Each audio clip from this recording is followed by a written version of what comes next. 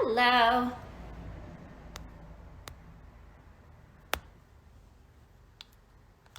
Hello, welcome. Welcome to Cherry Chat. Hi. Hi, everyone. Welcome to Cherry Chat. Oh my goodness, so many of your beautiful icons showing up. Hi, hi, hi. I know we're very excited for today's chat. As you can see, we have the stars of the Netflix series First Kill. I'm so excited for this because I'm obsessed with the series. Imani Lewis and Sarah Catherine Hook. So it's going to be a really fun one today. Hello, hello. Hi, everyone. Hi from London. I hope everyone's doing well. Hi, Caitlin. Hello, hello. I'm sure y'all are so excited. Oh, we have Sarah Catherine here already. Yes. All right, let's get her. Stop sharing. Oh my gosh. Let's get Sarah Catherine. Yay. I know we're all so excited. Do my excited dance. Hi from Germany. Hi. Hello. How are you? I'm so good. How are you? Oh my gosh, I'm so good. I get to chat with y'all today. I'm so excited. I have to say, I've actually never Instagram Live before, so this is like very new to me. Oh my gosh, it's a first. Thank you for this is a first. I've never done it. So oh my gosh, well, welcome, welcome. There's nothing to fear. Like, you know, it's a safe space. Sometimes things can go wrong, but we embrace it. We don't care. We do. Like, yes. Right? I'm just impressed that I actually got in. Like, I didn't think that I was gonna make it into the live chat. streaming. Yeah, this is. I'm feeling very like proud of myself right now. Well, you should be. I'm also you backing should up be. because it's making me seem much closer than I actually am. So, also, hi. No, everyone. it looks great. Your framing is fabulous. Okay, good. You did get it so fast. I was like, oh hey, let's do this. I know. I really expected like a malfunction, so I'm feeling I'm really happy that this is all working out now. Oh my gosh, fabulous. I also came in early because I was like, I know there's gonna be something wrong. Like this happens every time I get on Zoom. So like anytime I have to do a Zoom call, like I'm like 10 minutes behind everyone, but I was trying to get in 10 minutes early and just a big, so you did good. You did so good. Thank you. Where are you located right now? I'm in LA. Where are you? Me too. Did you hear the crazy thunderstorms last night? Okay, so I didn't hear it. I was like zonked out. I was in a very deep slumber, but when I woke up, my husband told me about them, and I was like, I was kind of bummed that I missed them because I still love a thunderstorm. I do too. So I'm from Alabama, and we have like hurricane season. We have tornadoes, and I mean it's always storming, and it's kind of like it's a homey feeling for me. Yeah. Yeah. So I feel the same way. I'm from the East Coast, so like it's like there's something so comforting about it, and yeah, I'm so bummed I missed it. Ugh. Well, I was just sitting outside because I was going to I was like having my morning coffee like outside, and I was gonna do this out there, but then it started thundering again, and I was like, oh my god, like I'm gonna get struck by lightning during Instagram Live. Oh my god, no! Which is why I'm also like sweaty right now because I was just outside. Very like warm in this moment. I would say you have like a cute little glow going on. Okay, thank you. I know that's how it was intentional. It looks great. You look very fresh. Thank you. I'm just gonna make sure that we're not like ignoring Imani. Let's see. I hope that we haven't like missed. That's what sometimes happens because I'm like a big chatter. I could just like chat forever, and then I'm like, oh no, she's not. Wait, oh my gosh, she's here. Amazing. She's like, all right, guys, shut up. Let me in. Enough with the thunderstorm. Let me in. All right, let's see if that. Yes! Hi! Hi, hello! Oh my gosh, welcome, Imani. How are Thank you? I'm so good. I'm so excited. Oh my gosh, look at Sarah Catherine. She's so excited, too. Of course, we're both wearing black right now. Of course, it would only be right. We always somehow coordinate without knowing. We just. Oh, I love that. That's really cute.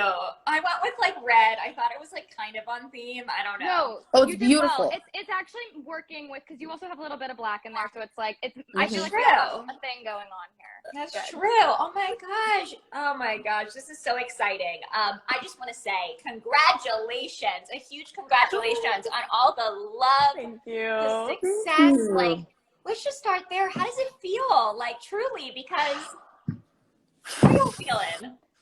I mean, Imani. Grateful. I'm so grateful and I'm so excited. And I'm just so happy about like the outpouring of just love and support that First Kill has been getting. It's the messages, the fan art, all of it. It's just so wonderful. And just hearing the stories that people tell us about their feelings about the show and how they feel so seen when they see the show. It's all so awesome. I couldn't have said it better myself. Oh, some light just came on.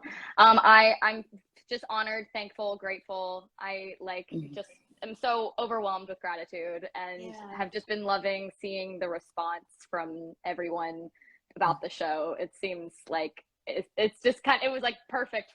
We needed this show to happen, and people are like, thank you, finally we have this, and it's just really cool to be a part of that. Yeah, it's magical. It truly is. I mean, it's touched so many people around the world.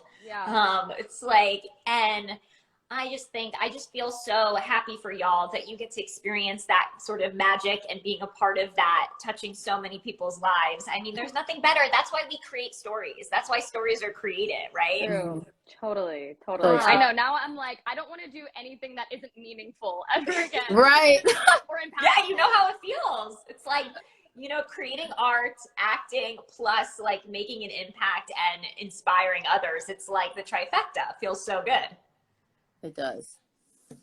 Oh my So goodness. good. Well, speaking of first, I want to know, let's take it back. I would love to know when y'all both first fell in love with storytelling. Was there a moment when you were younger? Was there a movie or a TV show or a performance that really like connected you with the love with storytelling?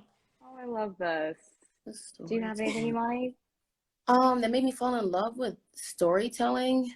You know what? I saw The Lion King the actual live performance of it, but it made me feel like, wow, like, okay, I understand this story so much different now. You know, when like the characters are like running down the aisles and like you see them so much closer to you and you feel them closer to you, that, and like I think it was like it started in theater, like being able to like physically see it and like seeing the wonder of like watching like Mary Poppins and seeing and that being a kid and being like, how was this umbrella just lifting her into the sky? You know what I mean? Like, I think that's when I really fell in love with storytelling. I feel like I grew a different kind of understanding for things like The Lion King or just stories when I saw them like performed, like not like through animation but through actual people. You know what I mean? And like costume, and it made me appreciate like wardrobe and costuming and how that can really make a story come to life. Totally. Oh, absolutely. I had a very similar experience when I was younger. For me, it was through like community theater, like really having that aha moment of like, oh, this is impactful. Like I can feel the energy of the whole audience and the people around me. And we're all connecting through the same emotions through watching these performances. What about you, Sarah Catherine? I mean, similarly, like I've always loved theater, but I will say when I was really young, like I was obsessed with movies. Like I just loved going to the movie theater, and I think that there was something so magical about it. And I've like ever since I was really little, like I know I've always wanted to be an actress, and I think it really was just the experience of going to the movie theater. And then we also had a really beautiful theater festival in Montgomery, where I'm from, called the Alabama Shakespeare Festival, and I had the privilege of being able to go see those shows like through my school and stuff, and then sometimes getting to perform in them and go to like Shakespeare camp. So I was so fortunate to have that and just to be exposed to art in that kind of way. Like I didn't really realize how lucky I was, because there are so many towns that don't really have like theaters that they can go to. Or even probably like movie theaters too. Like you have to go to another town to go see a movie at the cinema. So I would say both theater and movies, but for a long time, I've always wanted to be a part of it. Yeah. I mean, I think like you're bringing up a really important topic, which is the importance of like arts and art education in our hometowns. And it was so sad seeing a lot of theaters close during the pandemic, because it truly can be like an oasis or like a safe space for so many young people. Absolutely. All right, well, let's get into it. First kill. All right.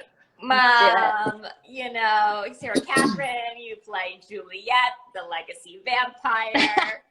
Imani, you play Calliope, aka Cal, the monster hunter. Star-crossed lovers. Speaking of Shakespeare, it's Shakespeare. It's Romeo and Juliet. It is. I mean, what's more beautiful than that? Modern day Shakespeare. How does the series explore? Because I think for me, the biggest lesson, which is still such an important one to learn is not to judge a book by its cover. And not only to not judge a book by its cover, but the dangers that come from that. And how the smallest little judgment can create a ripple effect that, you know, can really cause problems. Can y'all speak to that? Totally. I mean, I think I would say that goes both for Juliet and Calliope. I mean, I know Calliope is like straight up, you are a monster. Like totally disregarding like the fact that she's like to school with this girl and like she's 16, looks like a 16-year-old. But I would say for both like the vampires and the monster hunters, like especially in the families, like we just see them as one thing, not as people with real like with other lives like outside of like their biology or their calling, you know? Right. So yeah, I don't know. It's interesting that there is that parallel between both families. And then of course it causes the love story between both Juliet and Calliope then causes all the chaos. I agree. I feel the same way. I think we see a lot of that when we just see like it's in both of their lineages, you know, like all it took was for one idea to be like considered like the truth that, you know, these are monsters, this is what we consider monsters, and that's that. And an entire guild, an entire organization was built from that. And vice versa, you know, like I feel like it was also a thing for like legacy vampires, like hunters, you know, there are people in this world that don't understand us and don't understand that this is our legacy and this is who we are. And you need to protect yourself from those. And you need to honor, we need to celebrate our legacy and celebrate our heritage. So I think it is, like Sarah Catherine said, it is a very interesting like parallel, especially when we see like this cross love with Juliet and Calliope. I think it sparks something so interesting and so cool. Yeah, it really is like a ripple effect, and we start to see how it affects the family, affects the friends, and the community. And I think that they spark something. They have this beautiful connection right off the bat. I mean, I think my favorite scene still, I mean, I binged the series in like 2 days, so it's like, you know, when you do that, it all blends into one because you're just like nonstop thinking about it. One giant episode. My favorite scene was with the bumblebee. Because I think that, first of all, y'all acted so beautifully in that scene too. There was so much in the silence, and which is, you know, as we know as an actor, that's where all the like that's where the juice right is. There. Yeah, like that exchange between y'all is just so beautiful, and that's where we see it. We see that like this is going to be a love that is going to have to fight. This is a love that's gonna go through it, but we all kind of have faith in that moment because you can see that connection right away. And it's so inspiring. And it's like what we got to remember at the end of the day, like we all battle our own monsters. We all feel like monsters sometimes, but at the root of it, you got to find the love and you got to hold on to the love. Right. Yeah, totally. Oh, so good. I love it. I'm so glad that was your favorite scene. It's a really special scene to us, and like we had a lot of practice with that one. Obviously, a lot. One of our audition scenes. But you're so right. Like in those little moments, like they said so much. Especially like I find like Cal's side of it so interesting because it's kind of like, especially in the beginning, you don't really know what she's thinking, but she's kind of calculating, like figuring out who this girl is while also like kind of finding her a little bit adorable at the same time. So there is a lot of like mixed messages in there, but it definitely is, I would say, the starting point of their relationship, which totally does make it so special. So I'm so glad that one stood out to you so much. I loved it. And I think too there's like a beautiful allegory there with like the bee, right? Because our instinct is to like swat at a bee or to run away from a bee, and really it's like they never really sting us, right? I mean, it's like, don't they always say that? I mean, my husband always makes fun of me when I like run away from a bee. He's like, it's not gonna sting you unless you provoke it. Exactly. But that's kind of like, you know, bee, by the way, we used a real bee. You did. You did. Are there like bee wranglers? It was like a bee, like I don't know what I guess it was a bee wrangler or something like that. But he brought a bee to set that he that is amazing. Yeah. So wow. Oh, I love that so much. I mean, we're kind of speaking to this, but there's so many beautiful lessons about love, about family, about friendship. There's also beautiful lessons about friendship in this series. But what is like do y'all have a number one thing that you really hope audiences get out of the series? That if you could pick like one thing that you really hope audiences connect to, what would that be? I think I would say, well, I think if I can speak for everyone, I think our biggest goal is for people to feel seen and to feel represented and to feel heard, or to see bits of themselves or their stories in these characters. Or even if they don't see bits of themselves in these characters, to see some kind of light of like hope. You know what I mean? And I think it's important that we see stories where queer characters, that's not like their plot, like that's not their entire story, and they're from a family that normalizes and celebrates that about them. So that's something I definitely really, really hope that audiences take from it. But I feel like they're equal to me. I know there's so many. There's so many lessons. Yeah, there's so many. I feel like. But I think that's beautifully said. I mean, I think that's lovely. I mean, I think that, and I think that is a lot of the reasons why so many people, like I said, globally are connecting with this so much and are feeling seen. It's not a coming out story. It's not, it's the norm, and it's this world in which it is the norm, and it's beautiful and it's celebrated, and like it's, it was lovely. Thank you for that. I also want to know, I know, we're hoping, we're praying, we're putting out all the vibes, because I know we're going to get a season 2. Like, I mean, how can we not get a season 2? That would be cruel, first of all.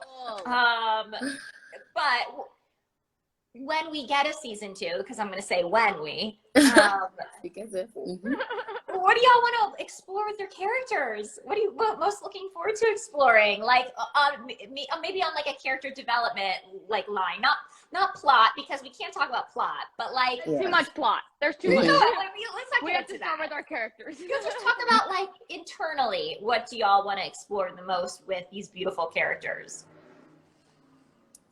Ooh, that's a good question. I know what I want, but if you wanted to go first, Imani, I don't care. Sure. Go ahead, Sarah Catherine. Yeah, go ahead.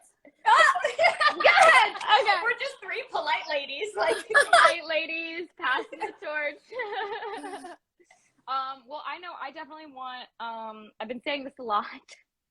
I definitely want Juliet to have a dark moment. Ooh. It doesn't have to be forever. It's just for a little bit. Like she's really heartbroken. She's going through it. I think she in my vision for Juliet's dark side is taking over like the Eleanor prototype. Ooh. And like kind of turning into scary Southern Barbie a little bit there for a second. Just kind of really like, okay, you all wanted me. You're like, sure, I'll be the monster that you all be, and just kind of, she doesn't have to necessarily embrace it, but just kind of play with it for a little bit. And then I imagine either Ben or Cal, hopefully Cal, will be like, this isn't you, and then we'll come bring her back to who she really is, and then they can all live happily ever after, something. That's just where I'm. But how relatable though, like how relatable. It's like when we do get our hearts broken, we do become little monsters sometimes. And that's we like get our villain ourselves, and we forget that how our heartbreak and our hurt is affecting those around us, and I can totally see that happening. I could even see like Eleanor pulling her out, like weird twist. I could see that. Oh, I love that. That's good. Yeah. She kind of, because Eleanor knows her limits at least, and she knows she's skilled with her killing, I guess. Whereas Juliet will probably just be a little bit reckless. So I mean, watch this not happen at all. Like I've been telling everyone like I want dark Juliet, and Juliet's like, the we don't sweetest. think she's ready for that. But I'm just putting it out there. To all the writers who are listening. Yeah, absolutely. All right, Imani, what about you?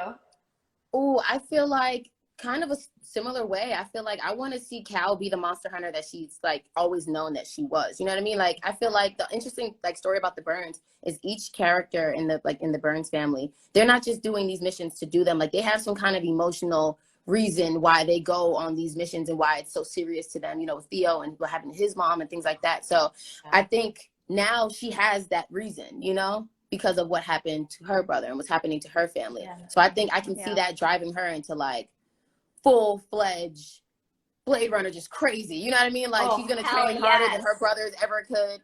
You know, I think she's like, it's almost like she'll like, we almost see like, oh God, Cal, are you okay? Like she really starts like, she was so adamant about her first kill. Now she takes pride in the tallies and like adding to her mark on her arm. You know what I mean? But I also feel like I'd like to see that for both characters, because I feel like, I don't know, I think it'd be interesting to see them almost impressed with each other at that way, you know, like, you know, like a little competitive, almost like a little competitive. I think it would just make it more intense. Yes, there definitely need to be some like sexy fight scenes between the two. That's what I want to see. That's what I want to see.